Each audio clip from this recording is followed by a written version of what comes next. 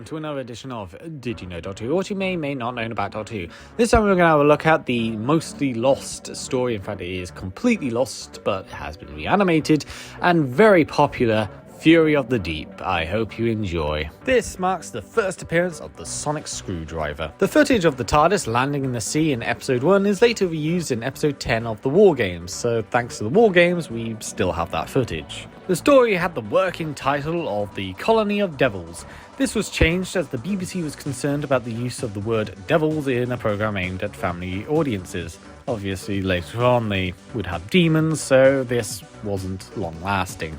No episodes of this 6-part story exist in the BBC archives, and it is the last story to be completely missing, as other missing stories have at least one episode or two which are still around. This story was based on a drama that Victor Pemberton wrote for radio entitled The Slide, which focused on a sentinel mud rather than seaweed. The Slide was commissioned by Peter Byratt, who produced this serial.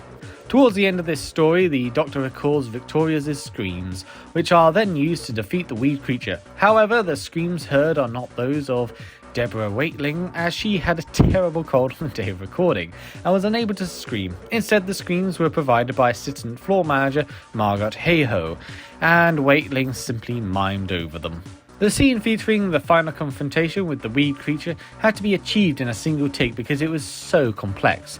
This was largely due to the excessive amount of foam that was required for the scene, which meant that it could not be rehearsed beforehand. For the beginning of episode 1, Victor Pemberton wrote the TARDIS as materialising on top of a cliff near the coastline, with the Doctor, Jamie and Victoria having to make their way down the cliff to get to the beach. This was deemed too similar to The Rescue, so Hugh Davies suggested that the idea of the TARDIS landing on the water, something that had not been done before.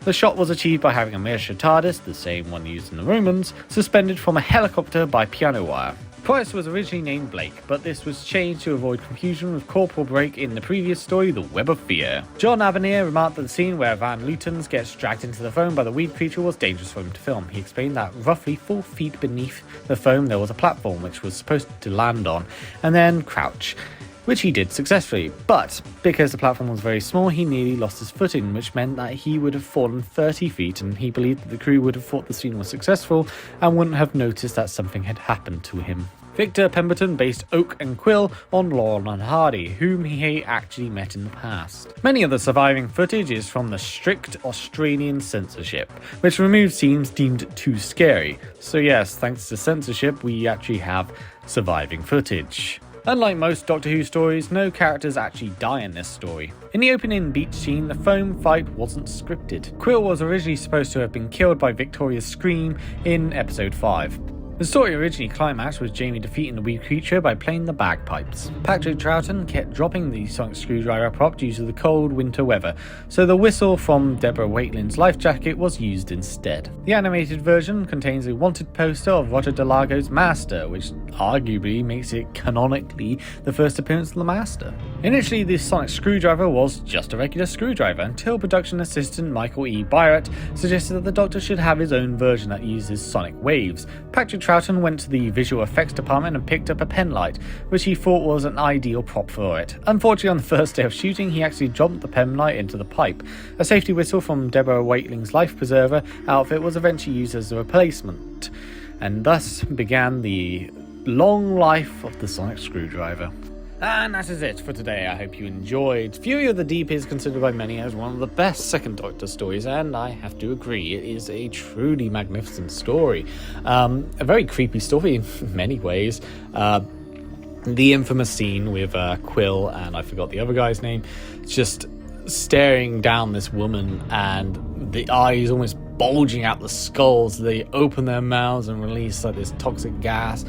It is fantastic. That is truly one of the most memorable Doctor Who scenes of all time. You know, everyone knows about that scene, which is ironic because this story is completely missing. It's a real shame because I think this is a story which, if it was found in its entirety, I wonder what it would be like. We see bits of it, obviously, with some of the surviving footage, such as the weed creature grabbing someone, or the finale, where you actually have the entire finale of it thrashing about and what have you.